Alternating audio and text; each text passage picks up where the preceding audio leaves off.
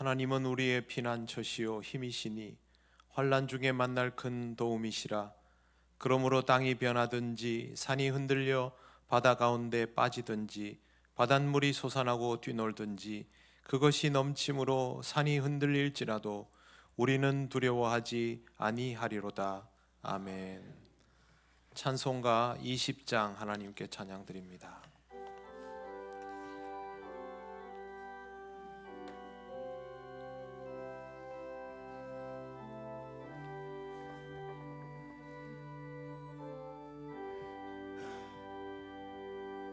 큰 영광 중에 계신 주 나 찬송합니다.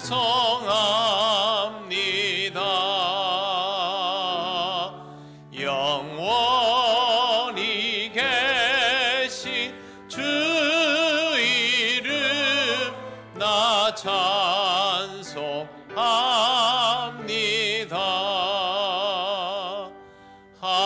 한없이 크신 능력을 나 찬송합니다.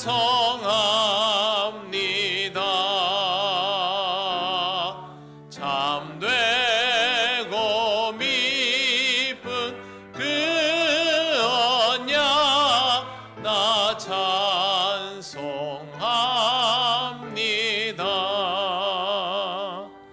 온 천지 창조하시던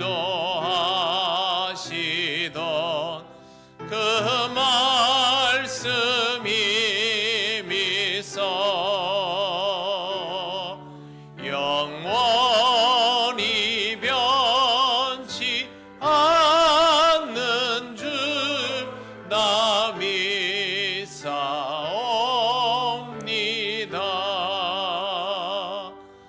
그 온유하신 주 음성 날 불러주시고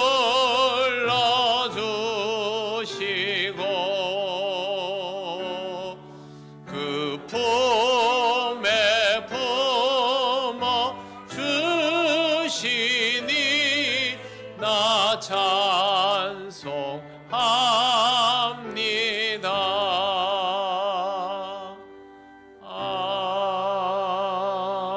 아멘. 성시교독 128번입니다.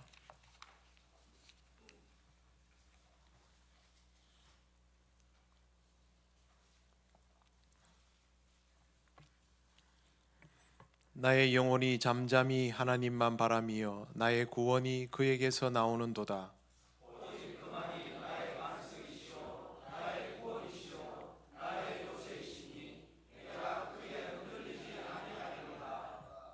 넘어지는 담과 흔들리는 울타리 같이 사람을 죽이려고 너희가 일제히 공격하기를 언제까지 하려느냐?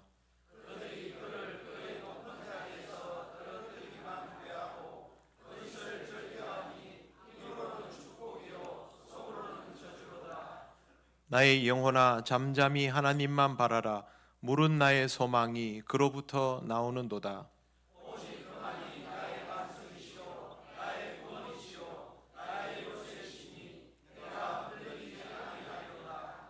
나의 구원과 영광이 하나님께 있으며 내 힘의 반석과 피난처도 하나님께 있도다.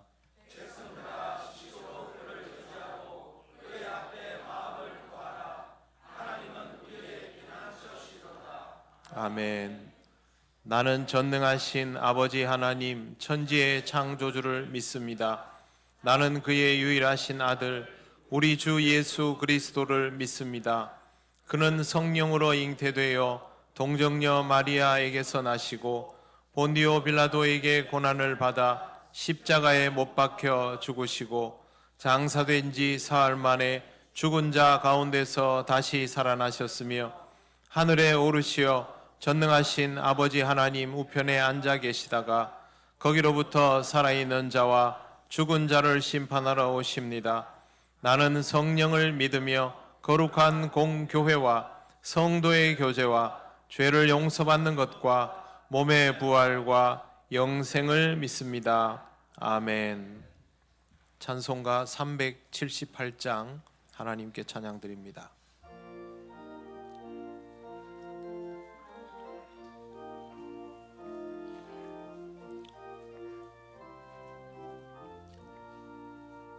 내 선한 목자 양 먹이시는 곳 저방초동산은 참 편한데 나 어찌 목자와 양떼를 떠나서 위험한 곳으로 나갔던가. 내 선한 목자 길 잃은 주의 양 끝까지 찾으며 부르소서. 택하신 모든 양 문 앞에 모여서 다 들어가도록 이끄소서. 내 선한 목자 날 인도하시고 주 따라가는 법 늘 가르쳐 또다시 죄악에 빠지지 않도록 주 내 가운데 날 두소서. 아멘.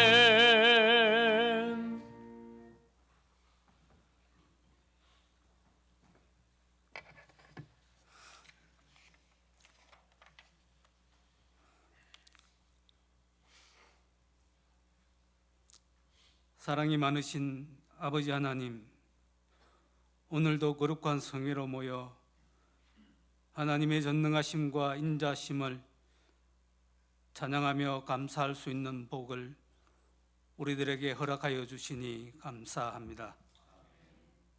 사순절 5번째 주일로 함께 모여 신령과 진정으로 드리는 우리의 예배를 받아 주시옵소서.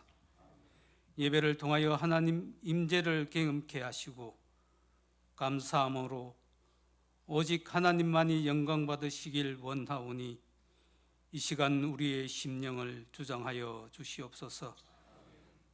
사랑과 은혜가 충만하신 하나님, 부족하고 연약한 모습으로 세상에서 살다가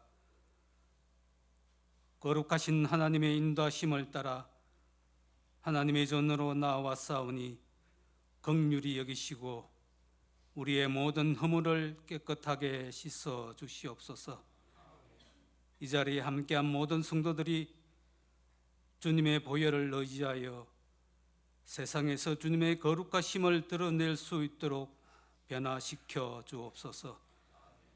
성령의 열매를 맺게 하시고 예수님 성품을 닮아갈 수 있는 믿음을 허락하여 주시옵고 하나님의 거룩한 백성의 향기가 우리의 삶 속에서 풍겨 나오기를 원하오니 우리의 삶을 주관하여 주옵소서. 사랑과 권의 하나님, 우리를 사랑하사 우리 죄를 대신하여 십자가를 지신 주님의 고난을 이 사순절에 묵상합니다. 우리로 하여금 높은 보좌에 앉으신 자기를 부인하고 겸손히 하나님 뜻대로 낮아지신 주님을 본받아 살아갈 수 있도록 인도하여 주시옵소서. 아버지 하나님, 나라와 민족을 위하여 기도하오니 전능하신 하나님 도와주시옵소서.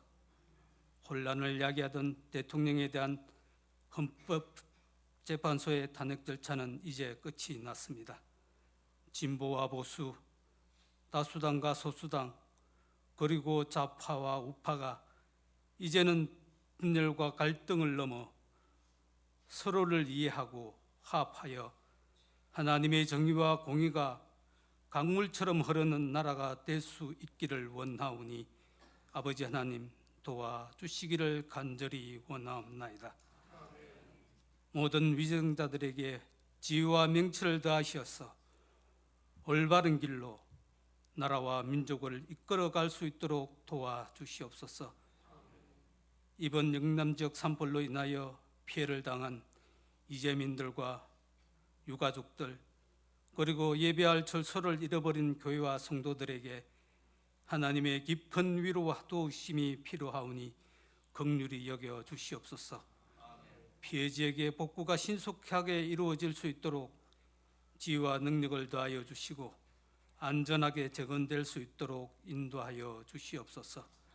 특별히 이 모든 과정 속에서 이 땅의 모든 교회가 빛과 소금의 역할을 감당케 하셔서 하나님 사랑을 전하는 통로가 되게 하여 주시옵소서. 영육이 병들어 고통받는 이들을 긍휼히 여겨 주셔서 주님의 치유하시는 능력으로 그들의 아픔을 어루만져 주시고 마음의 평안과 육체의 강건함을 허락하여 주시옵소서. 절망 가운데 있는 이들에게 소망을 주시고 주님의 인도하심 안에서 새 힘을 얻게 하여 주시옵소서. 오늘 또 말씀을 통하여 우리에게 생명의 양식을 공급해 주실 목사님께 성령의 충만함을 더하여 주시고 말씀을 전하실 때마다 지혜를 허락하시고 영육이 강건할 수 있도록 인도하옵소서. 선포되는 말씀이 우리의 심령을 깊이 울리고 우리의 삶을 변화시키는 능력이 되게 하여 주옵소서.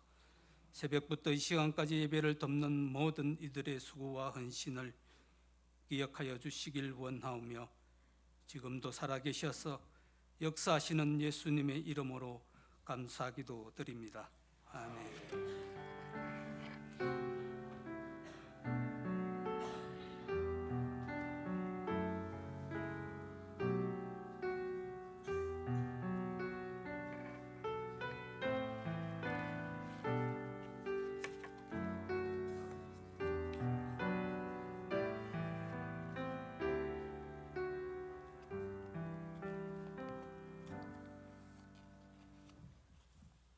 하나님 말씀 누가복음 15장 1절에서 7절입니다.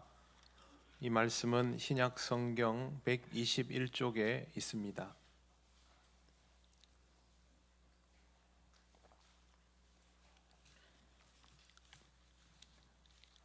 누가복음 15장 1절에서 7절 말씀을 봉독합니다. 모든 세리와 죄인들이 말씀을 들으러 가까이 나오니 바리새인과 서기관들이 수군거려 이르되 이 사람이 죄인을 영접하고 음식을 같이 먹는다 하더라. 예수께서 그들에게 이 비유로 이르시되 너희 중에 어떤 사람이 양 100마리가 있는데 그 중에 하나를 잃으면 99마리를 들에 두고 그 잃은 것을 찾아내기까지 찾아다니지 아니하겠느냐. 또 찾아낸즉 즐거워 어깨에 메고 집에 와서 그 벗과 이웃을 불러 모으고 말하되 나와 함께 즐기자. 나의 잃은 양을 찾아내었노라 하리라. 내가 너희에게 이르노니 이와 같이 죄인 한 사람이 회개하면 하늘에서는 회개할 것 없는 의인 99으로 말미암아 기뻐하는 것보다 더하리라. 아멘. 기도드리겠습니다. 하나님 아버지, 은혜를 감사드립니다. 이 시간 주의 말씀을 전하게 하셨사오니 온전히 이 말씀의 의미를 전하게 하시고 우리가 함께 깨달으며 주님의 마음을 조금이라도 더 알게 하옵소서. 예수님 이름으로 기도드립니다. 아멘. 네, 오늘 같은 말씀을 읽기 위해서는 이 시대의 사회적인 특징을 조금 알아두는 것이 좋습니다. 예수님께서 이 땅에 오셨던 시대는 지금부터 2000년도 더 오래전이고 그 당시는 로마가 지중해와 유럽 일부, 중동과 북아프리카를 다스리던 때입니다. 당연히 그 시대는 계급주의 사회였고 유대 땅도 다르지 않았습니다. 유대 지방에서의 계급은 지배계층과 피지배계층으로 나눌 수 있는데 첫 번째 지배계층은 로마인들입니다. 로마의 식민지가 되어 있는 유대 땅을 다스리기 위해서 그곳으로 보내진 고위 관료들을 제일 상위로 볼 수 있습니다. 그 다음에 유대인 지배계층이 있습니다. 유대는 종교를 통해서 모든 것들이 이루어지는 사회이다 보니 종교에 의해서 사실상 계급이 형성될 수밖에 없었습니다. 그래서 종교적인 지배 계층이 있습니다. 여러분이 잘 아시는 제사장 반열의 집안들, 그리고 우리가 보통 보는 바리새인, 사두개인 이런 부류의 사람들이 사실상의 상류층입니다. 그 외에 헤롯 왕조를 등에 업고 일어난 신흥 정치 세력도 지배 계층에 포함이 됩니다. 나머지는 평민 계급이었고 평민 중에도 하층민들이라고 불리워지는 사람들이 있었습니다. 하층민을 암하레츠라고 불렀는데 이 말은 원래 애굽 땅에서 나온 히브리인들을 부르는 단어입니다. 암하레츠는 땅의 사람들이라는 뜻인데 이게 예수님 시대에는 그냥 하층민을 지칭하는 단어로 쓰여졌습니다. 유대 사회에 대해서 누구보다 정통했던 신학자가 있습니다. 요아킴 예레미야스인데요.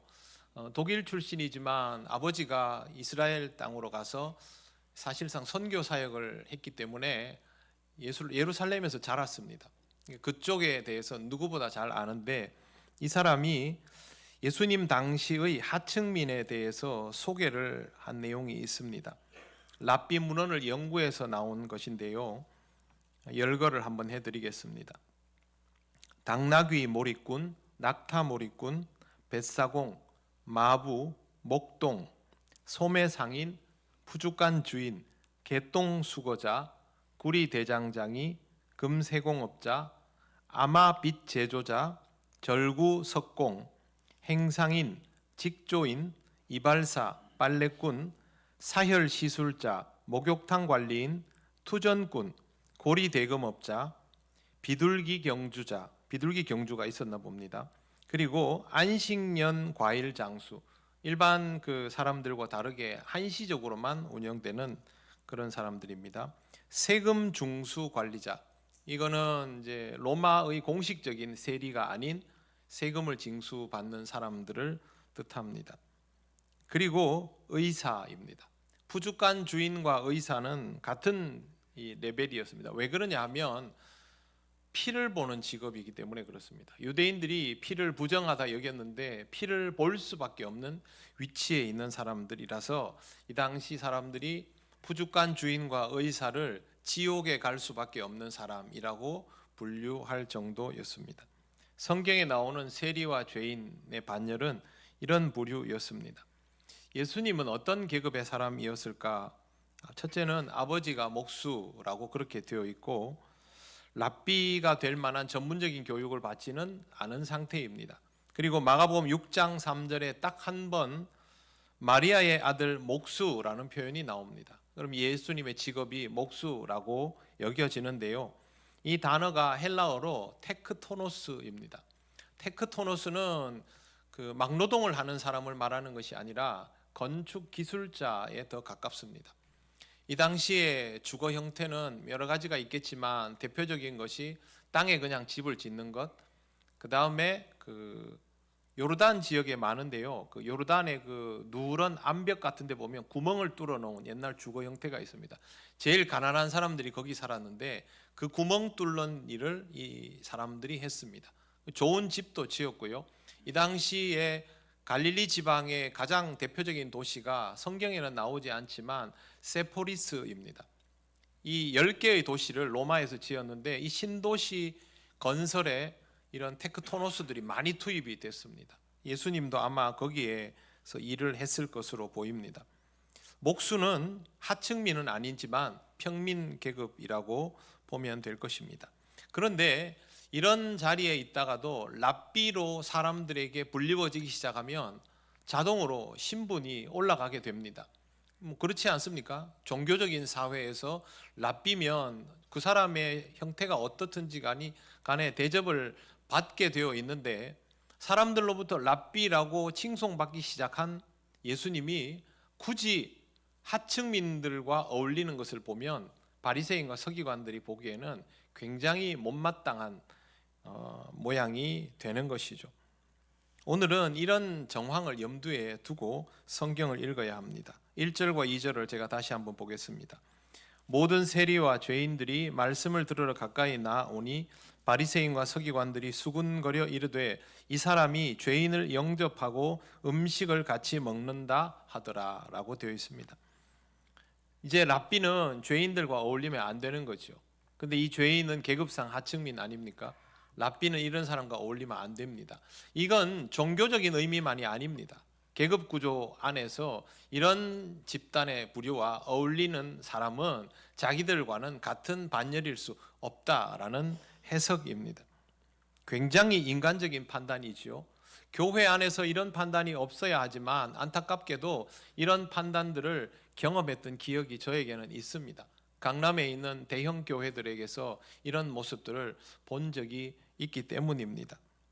굉장히 저급하고 인간적인 판단이지요.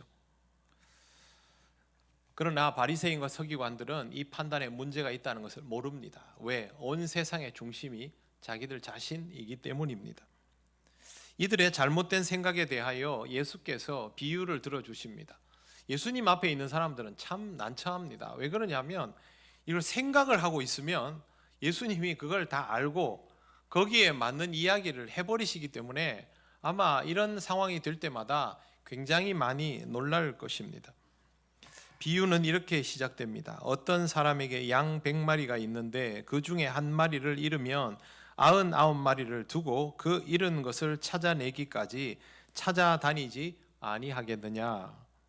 굉장히 익숙한 내용입니다. 그런데 여러분, 예수님이 비유로 제시하신 이 내용에 대해서 어떻게 생각하십니까? 정말 양 주인은 잃은 양 한 마리를 찾기 위해서 그렇게 끝까지 찾아다닙니까? 저는 이와 비슷한 장면이 보일 때마다 굉장히 집중해서 봅니다. 몽골이나 이 중동 지역 유목민에 관련된 다큐멘터리가 나오면 저 사람들은 어떻게 하나 궁금하지 않습니까? 그런데 그렇게 찾아다니지 않습니다. 낮 시간에 이렇게 좀 찾다가 해 떨어지면 다 포기합니다. 왜? 어차피 밤이 되면 전부 늑대밥이 돼버리니까. 뭐 양이 한 마리가 밖에 있다는 것은 그건 죽은 목숨이나 다름이 없죠. 끝까지 찾아다니고 그러지 않습니다. 그래서 예수님께서 말씀하신 이 내용과 다릅니다. 실제로 세상의 모든 양의 주인들이 포기하지 않고 양을 찾아다니지는 않습니다. 그렇게 찾아다니는 주인도 있겠지요. 아닌 주인도 분명히 존재합니다. 그런데 예수님은 왜 이렇게 말씀하셨을까요? 예수님 자신은 이런 주인인 것이죠. 그 말씀을 하고 싶은 겁니다. 세상의 모든 양의 주인이 100% 완벽하게 다 양을 찾는 것은 아닐 수 있지만 적어도 예수님이 생각하는 주인은 요한복음에서 볼 수 있는 참 목자는 끝까지 찾아다니는 이죠. 예수님이 그런 분이기 때문에 이렇게 말씀하시는 것입니다. 그리고 우리도 이 성경 구절을 읽으면서 그렇게 한 마리를 끝까지 찾아다닌다 그러면 당연하다는 듯이 그렇지 이렇게 반응합니다. 예수님 말씀에 토를 달지 않는 것이죠. 양 한 마리를 찾기 위해서 끝까지 포기하지 않는다는 말에는 아주 중요한 의미가 있습니다. 잃은 양이 잊어버려도 좋을 그런 대상이 아니라는 뜻입니다. 나와 함께 있거나 나와 함께 있지 못하게 된 상황에 되었을 때에 이렇게 잃어버리게 되었거나 분리되어 있을 때는 더 이상 내게 의미가 없는 대상인가? 그렇지 않다는 말입니다. 같이 있을 때의 존재감과 떨어져 있을 때의 존재감이 같다. 가치가 다르지 않다라는 뜻입니다. 주님과 함께 있는 사람은 주님의 자녀이고 함께 하지 못하는 사람은 주님의 자녀가 아닌가? 그렇지 않지요. 주님께는 모두 주님의 자녀이지요. 그 말씀을 하시는 것입니다. 아주 간단합니다. 여러분, 자식이 같이 있을 때는 자식이고 가출하면 자식입니까? 아닙니까?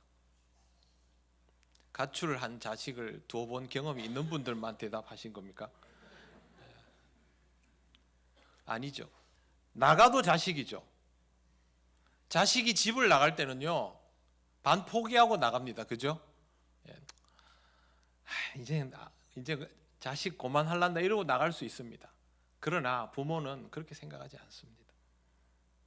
내 옆에 있거나 나가 있거나 나한테 좋은 말을 하거나 다시는 얼굴 안 보려고 합니다. 그리고 나가도 그 자식의 존재감은, 자식의 가치는 조금도 달라지지 않죠. 안 그런 부모도 있다 그러면 전 예수님하고 똑같은 입장에서 얘기한 겁니다. 좋은 부모라면 그렇게 하지 않습니다. 이것과 똑같은 개념입니다. 예수님께서 말씀하신 주인의 행동은 개념을 더 분명하게 합니다. 5절과 6절을 보십시오. 같이 읽겠습니다.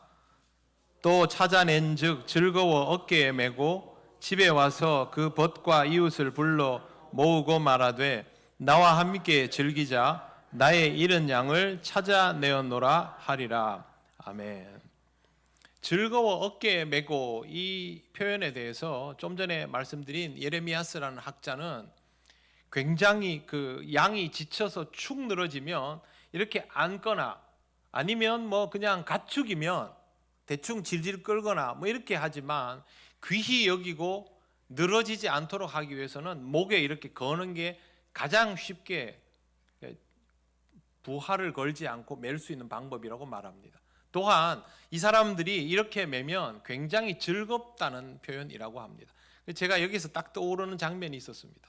아이 목마 태우는 것, 그런 느낌일 것이다 라는 생각이 들었습니다. 그만큼 기쁘고 즐겁다는 것이죠. 그런데 양 한 마리를 찾았다고 여기 보면 벗과 이웃을 모아서 즐기자 이럽니다. 잔치하겠다는 것이죠. 그럼 유대인들이 잔치를 하면 뭘 먹습니까? 양을 먹습니다. 유대인들은 잔치 자리면 고기가 나온다 그러면 양고기입니다. 양 한 마리를 찾았다고 양 한 마리 이상이겠죠. 잔치가 되면 똑같은 걸 또 소진합니다. 굳이 이렇게 할 필요가 있습니까? 그런데 여러분, 예수님의 비유에는 이런 사항들이 전혀 고려되어 있지 않습니다. 우리는 인간적으로 보면 이걸 셈을 수 있지만 예수님도 굉장히 논리적이지 않습니까? 그런데 여기는 그런 거 없습니다. 그냥 내가 너무 좋아서 잔치를 열 것이다, 그 말만 하십니다. 비유는 코에 걸면 코걸이, 귀에 걸면 귀걸이가 아닙니다. 비유는 한 가지 정확한 의미를 가르쳐 주기 위해서 직관적으로 표현됩니다.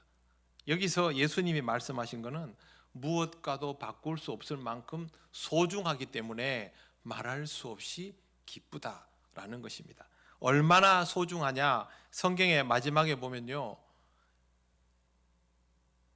우리를 떠나지 않은 99마리 양으로 인하여 기뻐하는 것보다 더 기쁘다고 얘기합니다. 그만큼 귀하다는 것이죠. 비유는, 예수님의 비유는 이렇게 한 가지에만 집중되어 있습니다. 잃어버린 상태에서도 포기할 수 없다는 말은 주인에게 있어서 양이 가축이 아니라 사실상 가족이라는 뜻이죠. 개념이 완전히 다릅니다. 그런데 오늘 비유에 나오는 주인의 태도는 확실하게 그렇습니다. 유대인에게는 친숙하고도 흔한 동물인 양 전부도 아니고 100마리 중에 단 한 마리, 어쩌면 잔치에 쓰여질 수도 있는 그 한 마리가 포기가 안 되는 대상이라는 뜻입니다. 이것이 우리를 향한 주님의 마음, 하나님의 마음입니다. 우리를 향한 하나님의 마음을 피조물을 향한 창조주의 아량 정도로 생각하면 안 됩니다. 자식을 포기할 수 없는 부모의 마음으로 이해하여야 합니다. 포기할 수 없다는 것은 누가복음 15장 전체에 드러납니다. 누가복음 15장은 잃은 것들에 대한 비유로 구성이 되어 있습니다. 잃은 양, 잃은 드라크마, 그리고 집 나간 아들 비유입니다. 뒤에 나오는 은전, 드라크마 비유도 기어이 은전을 찾아내고 나면 잔치를 합니다. 잃은 아들 비유는 아들이 돌아오기까지 끝까지 기다리는 아버지의 모습이 나옵니다. 특히 집을 나간 아들은 사실상 아들로서의 자격을 상실한 상태나 다름이 없지만 아들을 탓하는 아버지의 모습은 조금도 나오지 않습니다. 그것보다는 오히려 돌아온 아들을 기뻐하는 것만 나옵니다. 21절 한번 보시겠습니까? 15장 21절 같이 읽겠습니다. 아들이 이르되 아버지 내가 하늘과 아버지께 죄를 지었사오니 지금부터는 아버지의 아들이라 일컬음을 감당하지 못하겠나이다 하나. 아멘. 아들은 자기가 이미 아들이 아니라는 것, 스스로 자격을 상실했다는 것을 압니다. 그래서 이런 자세로 왔는데 22절 보십시오.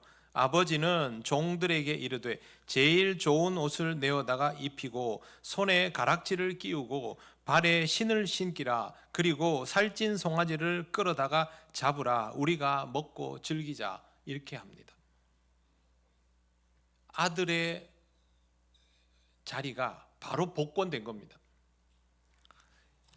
자식은 스스로 아들의 자격을 잃었다고 생각하고 오는데 아버지는 아들의 자격을 즉시 회복시킨다는 말은 아버지에게 있어서 아들의 자격이 상실된 적이 없다는 뜻입니다.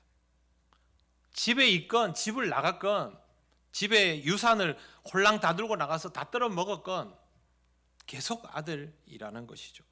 이것이 우리를 향한 하나님의 마음입니다. 뿐만 아니라 여기도 보면 어김없이 잔치 얘기를 합니다.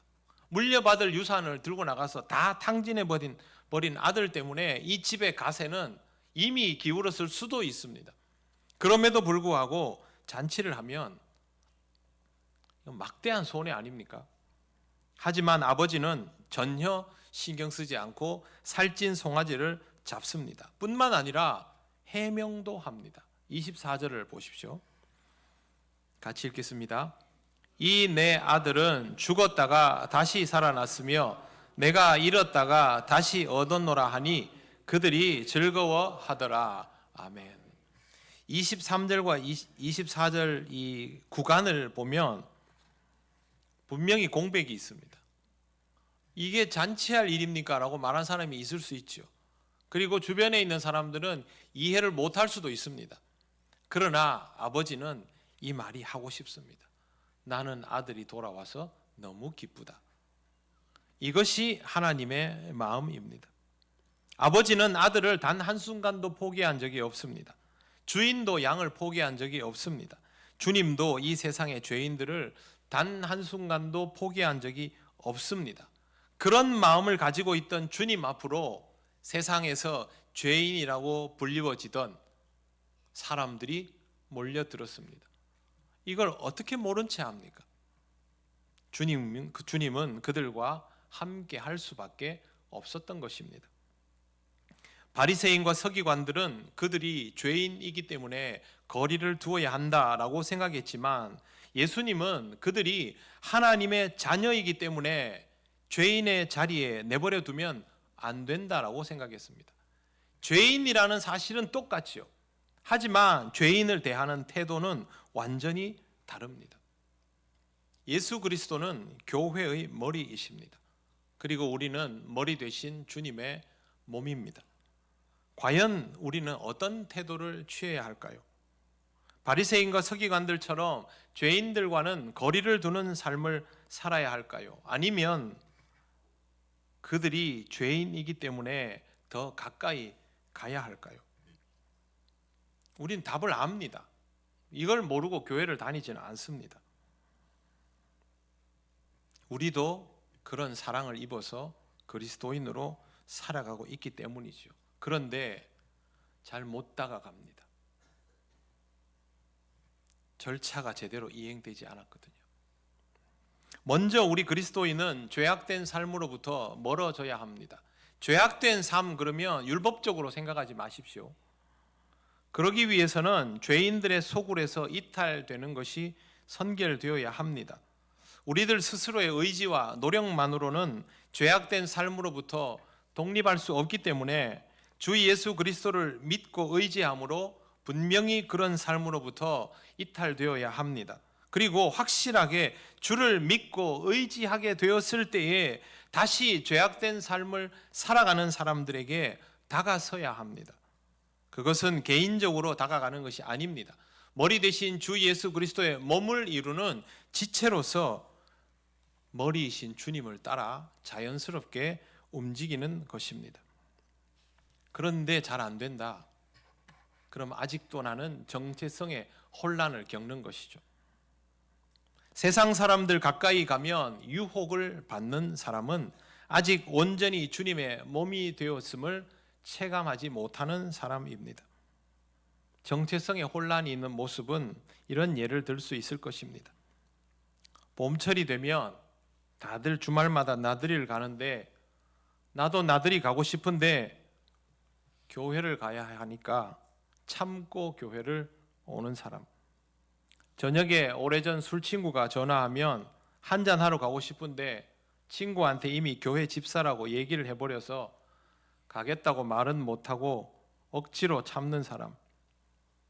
뒷집 아주머니가 저 건너편에 있는 집을 굉장히 싸게 잘 구입했다고 하니까 나도 꼭 그렇게 해서 이윤을 한번 크게 창출하고 싶은데 그리스도인이 그러면 안 될 것 같아서 참고 있는 사람. 다른 사람이 자기 자랑 열심히 하고 자식 자랑 열심히 하면 나도 거기 맞장구 치고 싶은데 그렇게 하면 안 된다고 생각해서 억지로 참고 있는 사람. 아직도 사람을 보면 자기도 모른 채로 자기가 생각해 오던 사회적인 편견이나 안목을 가지고 사람을 판단하고 학력이나 경제력이나 사회적 지혜를 가지고 사람을 구별하여 대하는 습성이 자기에게 도사리고 있음을 발견하는 사람. 이런 사람들은 아직도 정체성의 혼란을 겪고 있는 사람입니다.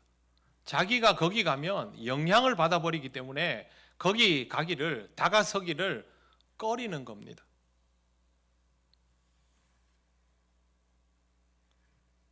그러면 그리스도인이 아직 온전히 아닙니다.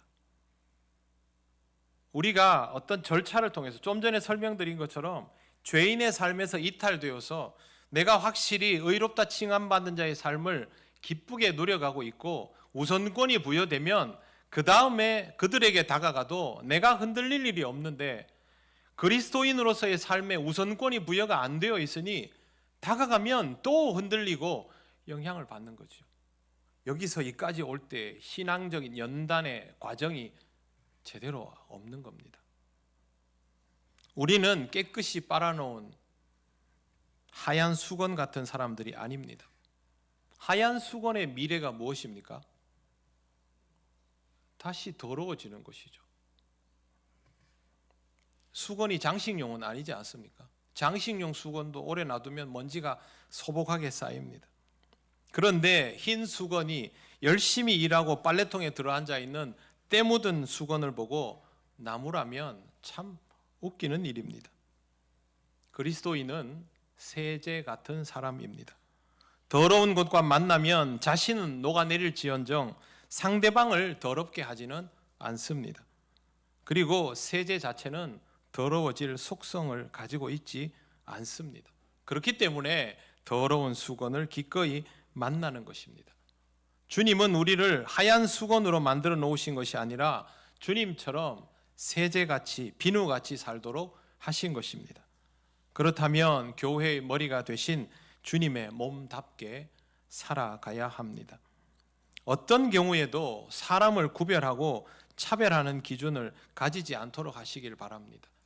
이런 양을 찾으시는 주님 참 훌륭하시지. 나도 저런 마음이면 좋겠다. 아무리 그런 마음 가지려고 해도 내가 가지고 있는 사회적인 통념과 편견이 그 수준밖에 안 되면 도망칩니다. 내가 그런 조건들을 가지고 있으면 신앙적으로 아무리 고견을 하려고 해도 이미 거기서부터 선을 그어버리지 않습니까? 우리는 아무것도 할 수 없습니다. 만약 우리에게 있어서 아직도 그런 속성이 남아있다면 우리 스스로 자녀됨의 모습을 잃어가고 있다라고 깨달아야만 합니다. 물론 주님은 이런 우리를 끝까지 포기하지 않고 다시 찾아오시겠지요. 그런데 종말의 때가 얼마 남지 않았다고 말씀하신 주님께 우리같이 예수 오래 믿은 사람들이 그 번거로움을 또다시 제공해 드릴 필요는 없지 않습니까? 이런 양의 생애를 반복하지 말고 머리 되신 주님의 몸답게 이런 양을 찾으시는 주님과 동행하시는 여러분이 되시기를 바랍니다. 주님은 단 한 번도 포기한 적이 없습니다. 그래서 주님의 몸인 우리도 포기할 수가 없습니다. 그렇게 해야 한다가 아니라 도저히 포기가 안 된다라는 마음이 나에게 있을 때에 내가 비로소 주님의 몸다워지는 것입니다. 이런 마음이면 여러분은 언제든 죄인을 향하여 나아갈 수 있습니다. 우리는 완벽할 수 없습니다. 부족함 덩어리이지요. 하지만 이 마음이 있으면 주님의 몸다울 수 있습니다. 이렇게 살아가며 주님의 마음을 더욱 깊이 경험하는 은혜를 누리시기 바랍니다. 기도드리겠습니다. 하나님 감사합니다. 끝까지 포기하지 않으셔서 오늘의 우리가 있음을 감사드립니다. 끝까지 포기하지 않으시는 주님의 마음을 모른 채 하는 우리가 되지 않게 하시고 우리도 포기할 수 없는 심령으로 살아가는 사람이 되게 하여 주시옵소서. 머리 되신 주님을 따라 함께 움직이는 주님의 몸이 되기를 원합니다. 예수님 이름으로 기도드립니다. 아멘. 찬송가 329장 찬양하시며 봉헌하시겠습니다.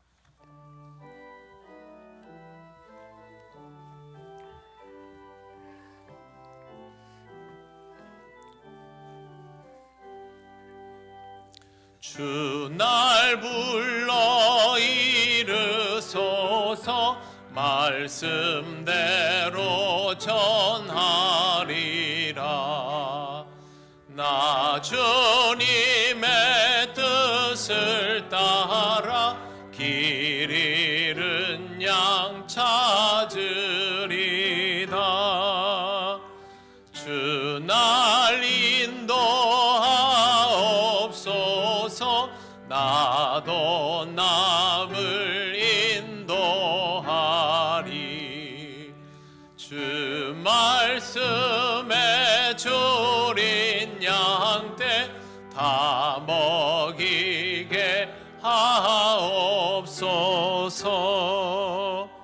저 든든한 반석 위에 날 세우사 힘 주소서.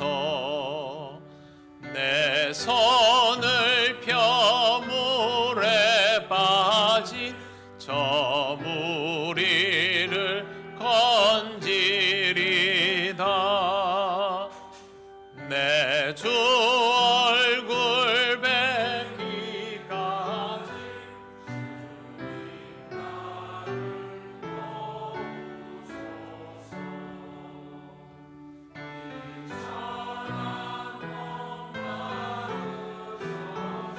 주 뜻대로 쓰옵소서.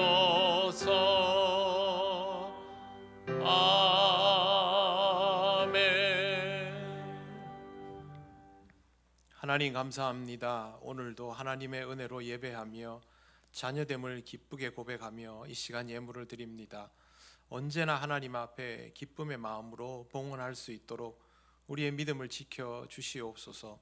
드려진 예물은 하나님 나라를 이루어가는 데 쓰여지기 원합니다. 주님의 사랑이 온전히 표현되는 사건이 있도록 인도하여 주옵소서. 다음 한 주간도 우리 성도들을 지켜 주시옵소서. 경제적으로 쉽지 않지만 주님을 믿고 의지하며 주신 것들을 지혜롭게 사용하며 살아가게 하옵소서. 예수님 이름으로 기도드립니다. 아멘.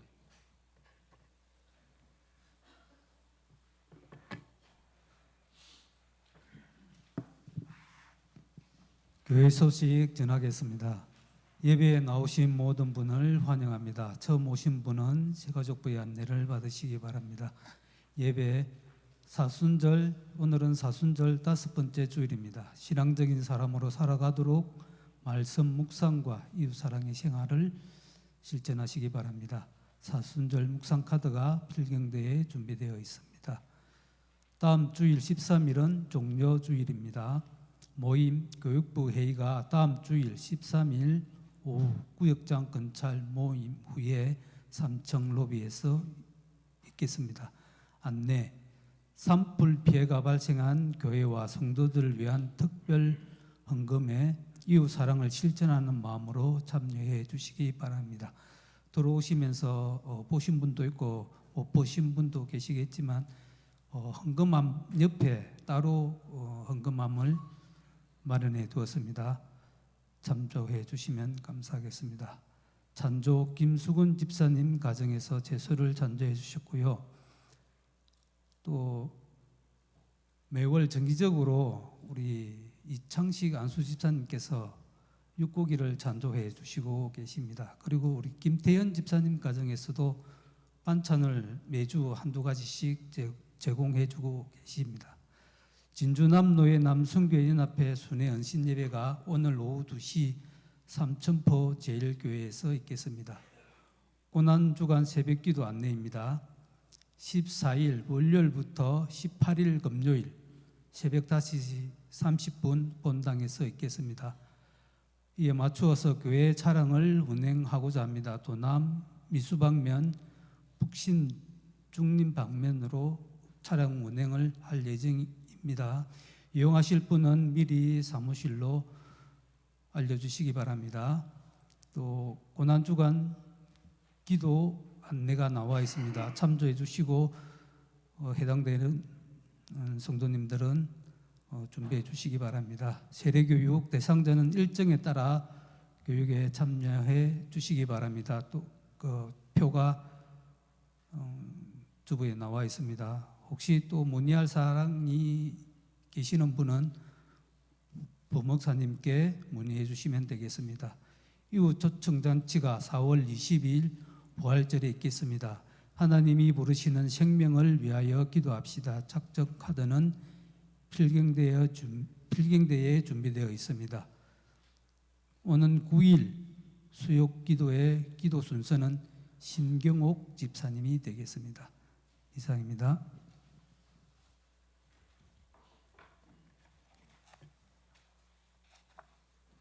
네, 그 화재 지역에 우리 김부종 장로님이 그쪽에 이제 연합회 쪽 활동을 하시면서 직접 다녀와서 저희 당회원들에게 내용을 알려주셨는데요. 참혹하기 그지없다고 합니다. 지금 주일에 예배 드릴 수 없는 교회들도 너무너무 많고요. 그래서 헌금을 하면 우리가 가지고 직접 찾아뵈려고 생각을 하고 있습니다. 특별 헌금에 참여해 주실 뿐만 아니라 또 위에서 기도도 꼭 해주시기를 부탁을 드립니다. 그리고 이웃 초청 카드는 저도 이제 보고 받아서 기도하고 있거든요. 근데 이제 여러분이 몇 번 이렇게 도전하지 않습니까? 가족들, 특히 가족에게 복음 전하는 게 쉽지가 않아서 계속해서 같은 이름들이 올라오는 걸 봅니다. 아무 상관없습니다. 네. 원래 또 실패할 수도 있습니다. 가족이 마음을 열지 않으면 안 되겠지요. 그런데 그 마음을 여는 것은 우리가 아닙니다. 성령 하나님께서 그 마음을 움직여 주시니까 똑같은 이름 올라온다고 전혀 부담 가질 필요 없습니다. 그리고 여러분의 마음에 하나님이 주시는 거룩한 부담이 있으면 일단 적어내시고 기도하십시오. 그리고 나중에 나옵니다. 여러분도 다 그래서 교회 다니게 되시지 않았습니까? 그래서 아직도 시간이 남아 있으니까요. 꼭 그렇게 해주시길 바랍니다. 사순절 묵상 카드 한번 꺼내봐 주십시오. 여러분 여기 체크하고 있습니까? 가지고 다니십니까? 사실 제가 오늘 이거 가지고 다니냐고 검사를 하려다가 참습니다. 제가 체크를 하고 싶은 마음이 꿀뚝 같지만 여러분 사순절을 어떻게 보내십니까? 그냥 이 기간이 지나면 또 뭐 다 지나갔네 그런 마음으로 보내십니까? 제가 몇 주를 지켜보다가 오늘은 말씀을 드립니다. 적어도 이 사순절 기간은 우리 신앙 1년의 과정 중에 그래도 신앙 훈련이라는 걸 할 수 있는 좀 따로 이렇게 구별되어 있는 시간인데 이걸 뭐 율법적으로 뭐 어떻게 하라 그런 의미가 아니라 내가 신앙적으로 좀 훈련이 되려면 뭘 할 수 있을까? 저도 여러분에게 뭘 해드리면 좋을까 그런 생각을 하면서 이 카드를 준비했고, 여기에 있는 성경 구절대로 지금 새벽마다 말씀을 전하고 있습니다. 이거 여러분 힘듭니다. 새벽마다 이 구절 따라서 하는 게 절대 쉽지 않습니다. 저는 고난주간 특별 새벽 기도회를 잊어버리고 있다가 부목사님이 알려줘서 알았습니다. 왜 그러냐 하면 여기서부터 쭉이라서 따로 생각을 못했습니다. 사순절 묵상을 하시는 분들은 아마 고난주간 뭐 이런 구별이 없을 겁니다. 처음부터 그냥 계속 읽어오고, 그리고 여기 체크 보이십니까? 뭐라고 되어 있습니까? 새벽 기도회, 금요 기도회 체크하십니까?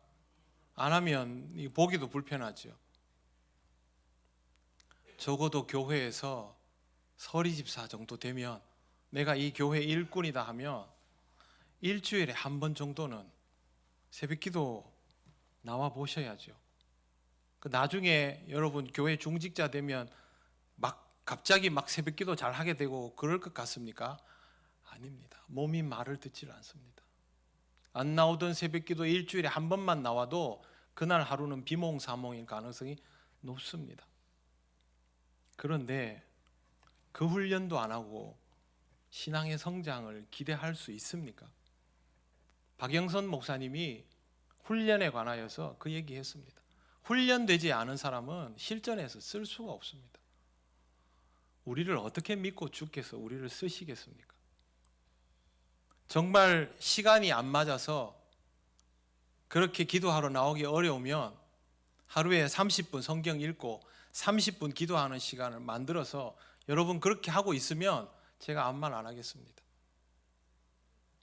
그런데 그런 것이 스스로 안 되면 적어도 일주일에 한 번은 교회에 나와서 어떻게든 졸더라도 내가 이 훈련을 한번 해보리라, 그 정도 마음은 있어야죠. 그리고 항존직은 저하고 약속했지 않습니까?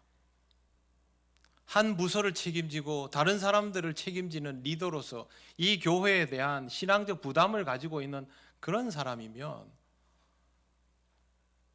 그 책임을 가지고 기도해야죠. 최소한 일주일에 두세 번은 뭘 어떻게든 나와 봐야죠. 저는 제가 기억력이 안 좋은데 제가 약속했거든요. 여러분들도 약속했어요. 항존직들 그렇게 하려고. 만약에 저하고 장로님들이 기도를 안 하고 저희 소임을 감당하고 있으면 여러분 저희 신뢰할 수 있겠습니까? 못 믿을걸요. 똑같습니다. 훈련되지 않으면 우리에게 맡겨진 소임을 아무리 잘 감당하고 싶어도 감당이 안 됩니다. 준비가 안 돼 있는데요.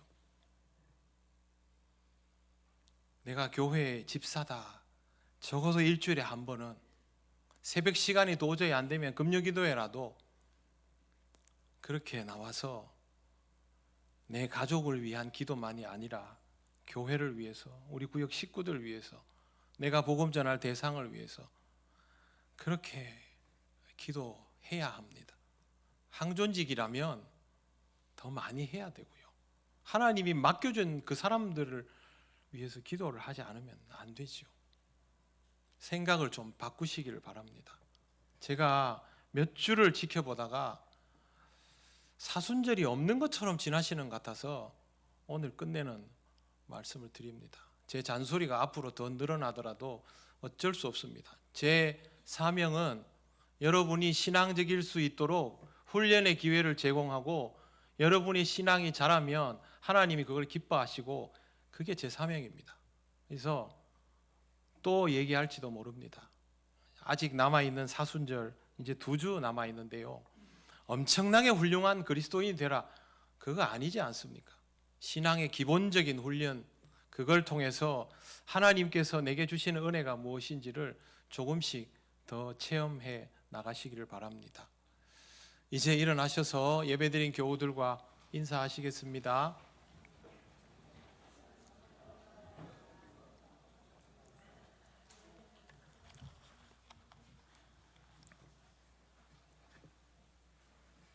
찬송가 635장 주기도문 찬양 드립니다.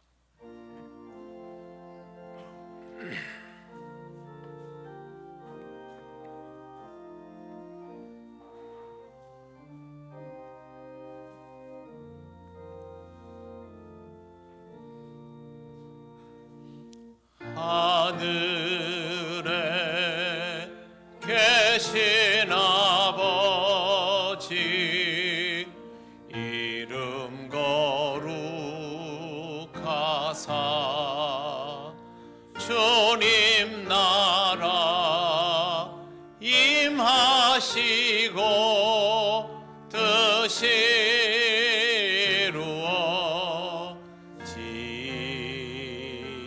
이루어지다. 일용할 양식 주시고 우리들의 큰 죄 다 용서하옵시고 또 시험에 들게 마시고 악에서 구원하소서. 대개 주의 나라 주의 권세 주의 영광 영원히